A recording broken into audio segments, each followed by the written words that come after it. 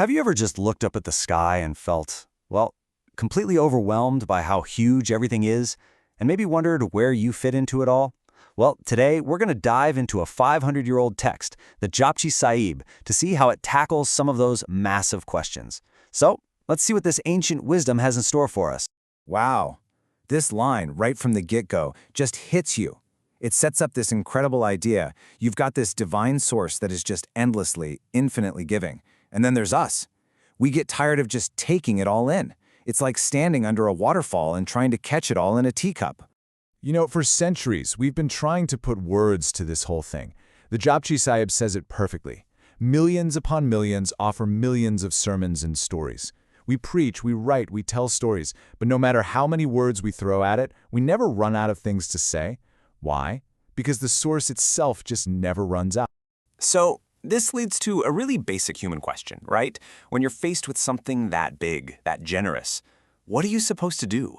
What can you possibly give back? The text really zeroes in on this feeling. And here's the first part of that big question.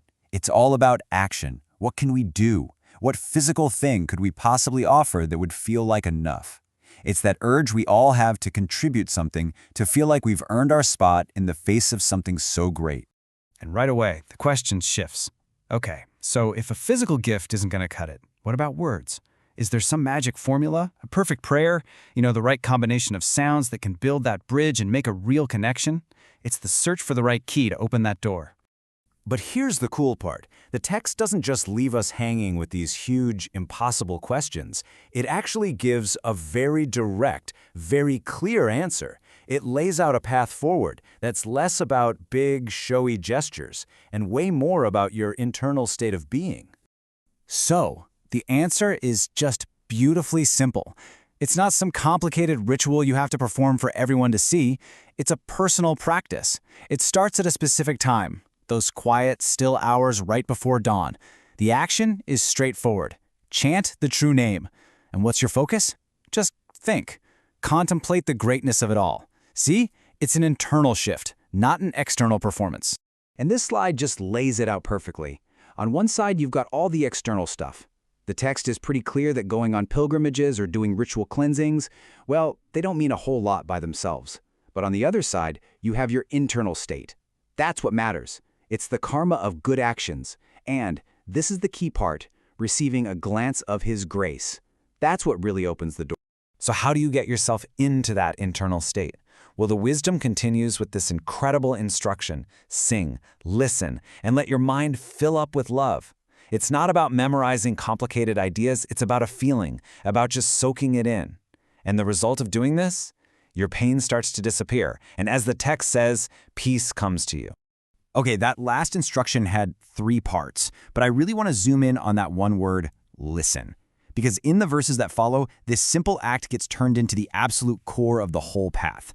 And we're not just talking about hearing with your ears. This is a deep, profound kind of listening, a state of being so open that it can literally reshape your reality. I mean, just listen to what this deep listening can do. The text says it's how spiritual masters and heroes are made. It's how you come to understand the very fabric of the cosmos, the earth, the skies, the oceans. This state of listening can even unlock the secrets of your own body and the wisdom of ancient scriptures. It's everything. And then the claims get even bigger, even more mind-blowing. Through this state of deep listening, we're told you can overcome our deepest, most primal fear. Death itself just can't touch you. And it doesn't stop there. This isn't just about gaining knowledge or losing your fear. It's described as this profoundly cleansing act. All the pain you're carrying, all the mistakes you've ever made, in this state of pure connection, they're just wiped away. So what's the end game here? After all this listening, where do you end up? The text is crystal clear. The final result is a state of constant, unending bliss, a state of pure, perpetual joy. Okay, so after this incredible journey, from action to contemplation to the absolutely reality-bending power of listening, the text brings it all home. It boils everything down to one single, unifying, essential truth. Now, to really get this final truth, we have to understand a key term, gurmukh. And it's super important to know this is not talking about a person.